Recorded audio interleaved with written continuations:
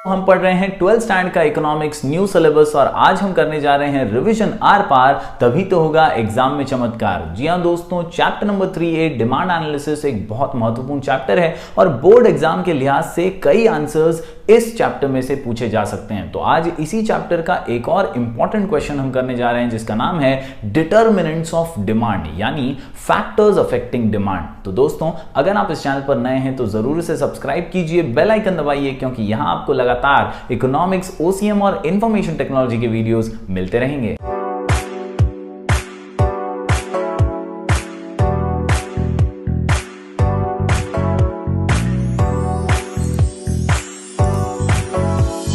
Demand दोस्तों याद रखिए, a desire which is backed by ability and willingness to pay is called as demand. All desires are not demand. हर desire, हर इच्छा demand नहीं होती। डिमांड वही होती है जिसके साथ एबिलिटी और विलिंगनेस टू पे मौजूद होता है। और इसीलिए दोस्तों याद रखिए, there are many factors which determine demand. बहुत सारे ऐसे फैक्टर्स हैं जो डिमांड पर असर डालते हैं, बहुत सारे ऐसे फैक्टर्स हैं जो डिमांड को डिटरमाइन करते हैं। तो आज हम वही आंसर करने जा रहे हैं, डिटर्मिनेंट्स ऑफ डिमांड, जो एग्जाम में फैक्टर्स अफेक्टिंग डिमांड के नाम से भी पूछा जा सकता है। दोस्तों हमारे सामने हमारे टेक्स्ट बुक के अंदर दोस्तों कुल मिलाकर के 11 पॉइंट्स का ये आंसर है। एग्जाम में आप 8 से 9 पॉइंट्स, 7 to 8 पॉइंट्स भी लिखेंगे तो चलेगा, लेकिन सभी पॉइंट्स को आसानी से समझने के लिए और आसानी से याद रखने के लिए ये रहा हमारा शॉर्ट कोड जो आपकी बहुत मदद करेगा आंसर को अच्छी तरीके से प्रेजेंट करने में। जी हाँ दोस्तों, डिटर्मिनेंट्स ऑफ डिमांड, आंसर का नाम पिंस ईट लॉट। जी हां दोस्तों, फैक्टर्स अफेक्टिंग डिमांड या डिटर्मिनेंट्स ऑफ डिमांड, आंसर का नाम pins eat lot. Pins eat lot, pins eat lot, where P for 3 points है दोस्तों। P से प्राइस, P से प्राइजेस ऑफ सब्स्टिट्यूट गुड्स और P से कॉम्प्लीमेंट्री गुड्स के प्राइजेस। दोस्तों ये तीनों ही बहुत ही महत्वपूर्ण पॉइंट है, हमेशा याद रखिए। ये हम वो फैक्टर्स पढ़ रहे हैं, वो हम फैक्टर्स स्टडी कर रहे हैं जो डिमांड पर असर डालते हैं, डिमांड को अफेक्ट करते हैं, और इसीलिए इन्हें फैक्टर्स अफेक्टिंग डिमांड कहा जाता है। तो 3 पॉइंट्स यहां पर P से हम देख रहे हैं, P फॉर प्राइस, P से प्राइसेस ऑफ सब्स्टिट्यूट गुड्स और P से प्राइसेस ऑफ कॉम्प्लीमेंट्री गुड्स। इसके अलावा दोस्तों हम देख सकते हैं I से इनकम, इनकम भी एक बहुत महत्वपूर्ण फैक्टर है जो डिमांड पर असर डालता है। इसके अलावा N से नेचर ऑफ प्रोडक्ट, S से साइज ऑफ पॉपुलेशन, E से expectations about future prices, A से एडवर्टाइजमेंट्स और T से टेस्ट। लॉट के अंदर L से लेवल ऑफ टैक्सेशन और OT यानी अदर फैक्टर्स। तो कुल मिलाकर के 11 पॉइंट्स आपके सामने है। आसानी से समझने के लिए, आसानी से याद रखने के लिए हमारा short code pins eat lot, pins eat lot, pins eat lot. Pins eat lot से आप आसानी से कोई भी पॉइंट्स निकालिए। 7 से 8 पॉइंट्स एटलीस्ट अगर एग्जाम में पूछा जाए तो प्रेजेंट करना आपके लिए जरूरी है। तो 7 to 8 पॉइंट्स तो आसानी से इसमें से आप निकाल ही लेंगे दोस्तों। Pins eat lot. चलिए अब बारीकी से हर पॉइंट को समझते हैं और हर पॉइंट पर नजर डालते हैं। एटलीस्ट 2 से 3 सेंटेंसेस आपको लिखने की कोशिश करनी है हर पॉइंट के अंदर। तो वो कैसे लिखेंगे, चलिए आगे बढ़ते हैं और समझते हैं हर पॉइंट में क्या खास है। तो चलिए दोस्तों अब नजर डालते हैं एक एक करके सभी पॉइंट्स पर। सबसे पहले P से प्राइस। याद रखिए दोस्तों, प्राइस एक बहुत महत्वपूर्ण डिटर्मिनेंट है डिमांड का।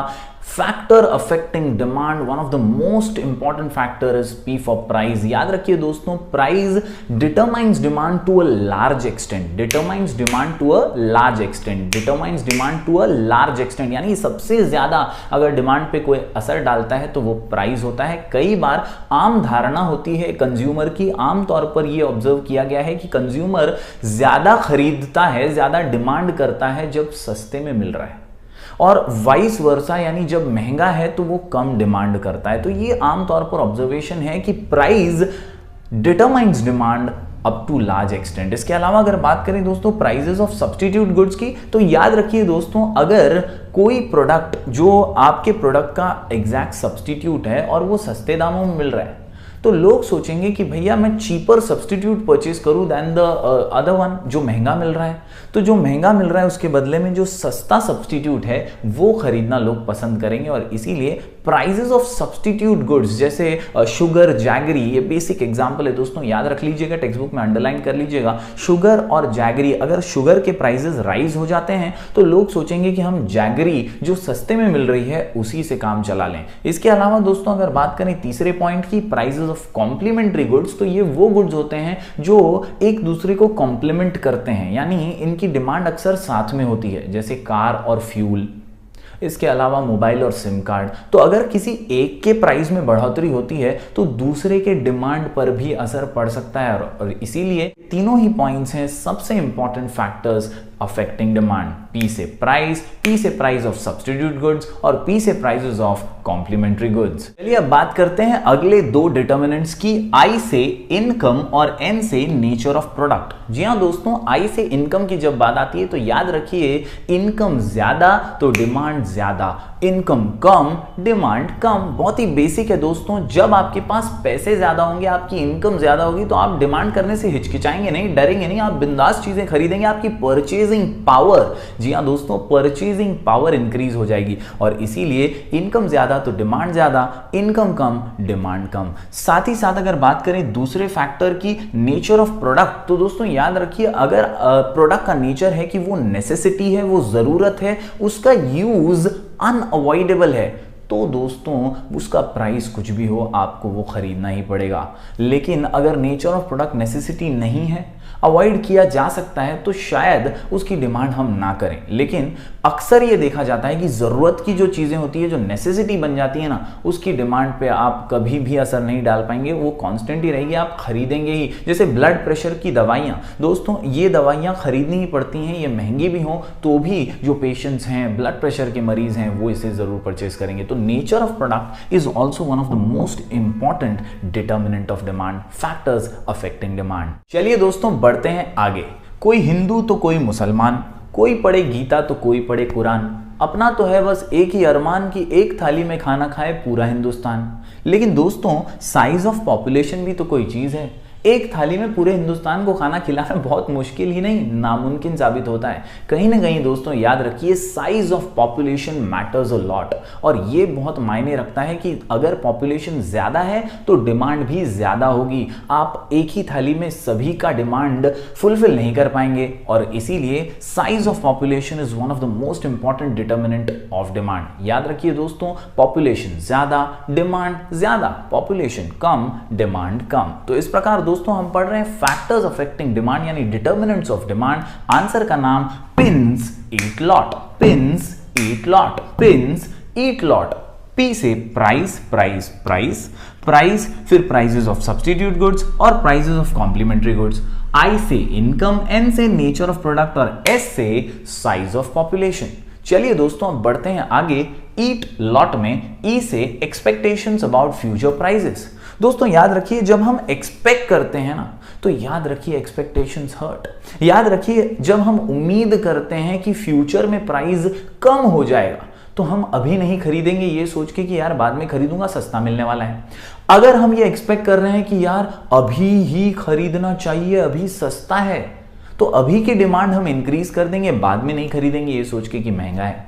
तो कहीं ना कहीं हमारे एक्सपेक्टेशंस जो होते हैं ना, ये भी एक बड़े फैक्टर हैं जो डिमांड को डिटरमाइन करते हैं। They are the biggest factors which affect demand. तो याद रखिए एक्सपेक्टेशंस अबाउट फ्यूचर प्राइजेस। हमारी टेक्स्ट बुक क्या कहती है? तो दोस्तों हमारी टेक्स्ट बुक बहुत ही सिंपल वे में कहती है, if the consumer expects the price to fall in future, he will buy less in the present at prevailing price। यानी अगर हम ये एक्सपेक्ट कर रहे हैं कि यार बाद में सस्ता हो जाएगा तो हम अभी नहीं खरीदेंगे। इसके अलावा similarly if he expects the price to rise in future, आगे जाके महंगा हो जाएगा, he will buy more in the present at prevailing rates। तो याद रखिए ये एक ऐसा महत्वपूर्ण पॉइंट है जो फ्यूचर एक्सपेक्टेशंस की वजह से अभी के डिमांड पर असर डाल देता है। बढ़ते हैं दोस्तों आगे। ए से अगला पॉइंट है एडवर्टाइजमेंट। याद रखिए जो दिखता है वो बिकता है, जो दिखता है वो बिकता है। तो याद रखिए दोस्तों जिसकी एडवर्टाइजमेंट ज्यादा होंगी, जो दिखेगा ज्यादा,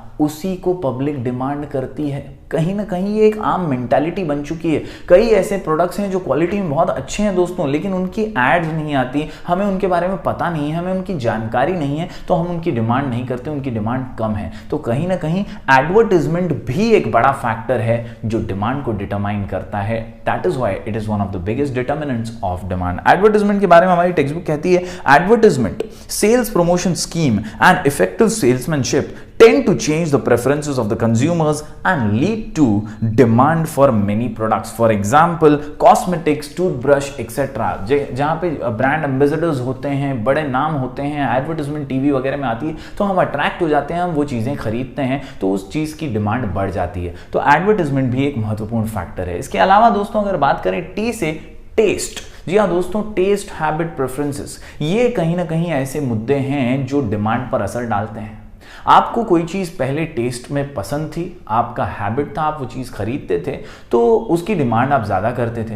लेकिन अब आपका टेस्ट चेंज हो गया है, तो आप दूसरी चीज़ परचेज कर रहे हैं, वो पर्टिकुलर चीज़ जो पहले खरीदते थे उसकी डिमांड कम हो गई। तो याद रखिए दोस्तों, taste, habits, preferences are also one of the most important determinant of demand. जी हाँ दोस्तों, taste, habit, fashion, taste habits of a consumer influence the demand for a commodity. If a consumer